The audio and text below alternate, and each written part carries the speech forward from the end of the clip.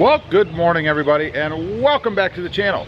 Hey, today it is time to change out the shift knob on my Toyota Tacoma back here.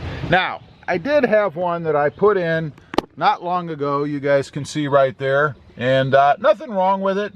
I just wanted something a little different. I kind of had something else in mind from the beginning, and that's the ball type shift knob and something to match the truck. So we're going to go ahead and take that one out.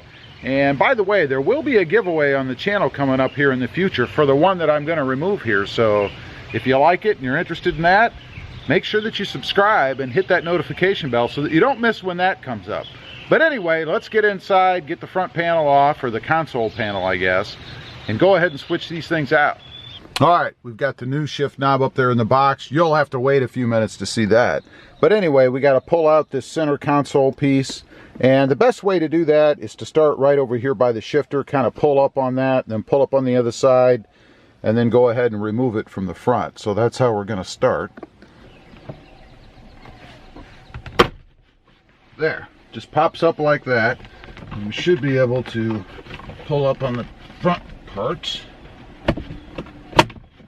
And that's it, that pulls that part up. So now, of course, we have to unscrew the shift knob that's existing. So we'll go ahead and do that. There, that pulls that off. Now I have the shift knob actually zip tied underneath. So I have to pull this up and then pull the zip tie off that I have on there. So, again, gently, let's see about pulling this up. And I like to leave the boot on over the emergency brake, because that's kind of a pain to get off, so we're not going to remove that part.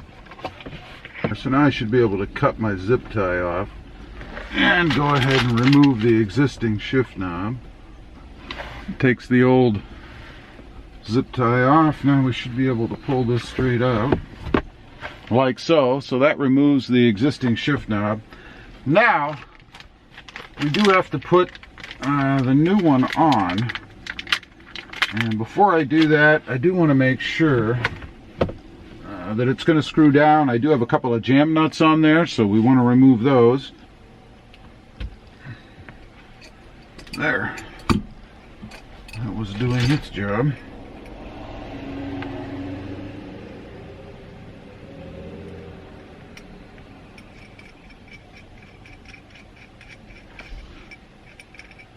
All right, that removes those. Now, let's make sure a couple of things here first. One, that the new shift ball is indeed threaded correctly. You want to do that before you move on, obviously.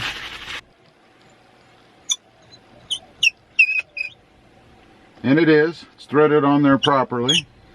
So that's good. Or it has the right thread pitch, I guess. Now, what I'm going to do, I have an adapter here because we still have to deal with the shift boot here, and what I'm going to do with that, supposed to screw down over this like so, once you have it zip tied on there. So it's going to go something like that, and then the ball, hopefully, will fit right on top of it. And it does. And that's awesome, because that's going to give you a nice finished look here on the shift knob, which is something that is important to me and something that I wanted. So that's awesome. That works out well. The next step then is to go ahead and get this piece here mounted to the shift boot.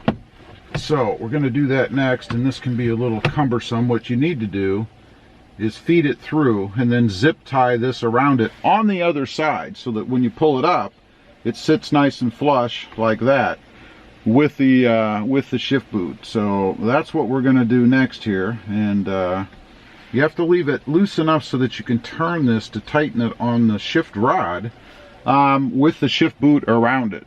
So that's what we're going to do next. Okay, I did manage to finagle this thing around. I kind of twisted it this way, and I'll twist it back that way to put it back in, hopefully.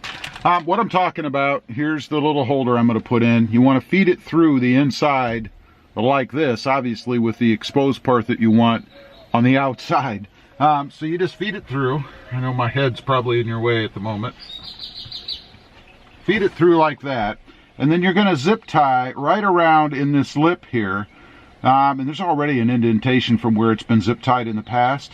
So you want to go ahead and zip tie right in that same lip, or ledge if you will, on the inside. So I'm going to go ahead, and you can feel it through there if you put your hands in it, so you make sure you get it in the right spot. But I'm going to go ahead and get my zip tie ready because once I'm going to pull it, I'm going to pull it. So it's really quite a simple idea if you think about it. So I don't want to go really any tighter than that. So I'm going to go ahead, cut this off, set this console piece back down in here, and then we'll tighten this down, and then we're just about done.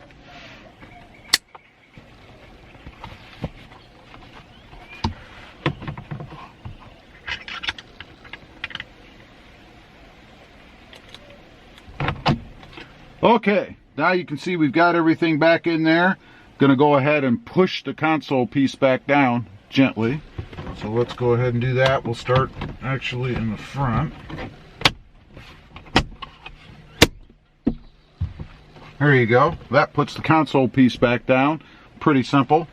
Now, let's go ahead and grab our new blue shift knob. Should be able to go ahead and screw that right on there. I'm not going to put any Loctite or anything on it now. I might later if I notice it's loosening up. But now I'm just going to try to tighten it down and leave it as is.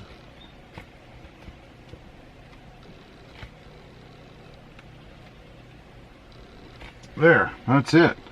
That's the new shift ball, and that's really all there is to doing this kind of an install.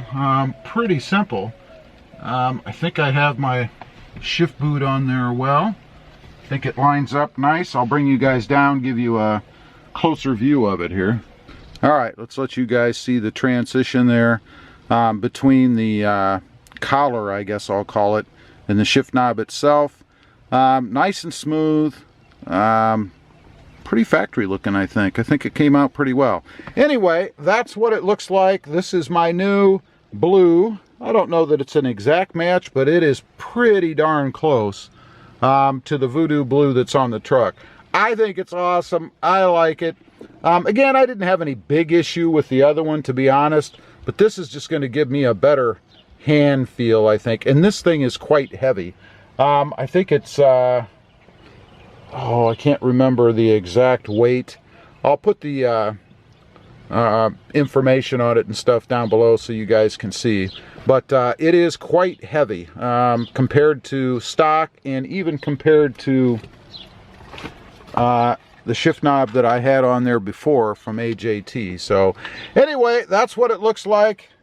The camera really doesn't do it justice. It kind of, let's see if I can get you a better shot. It kind of reflects like crazy in the light. So on the camera, it's not all that reflective inside. So pretty cool. I'm going to go for a spin. Going to see how that thing feels.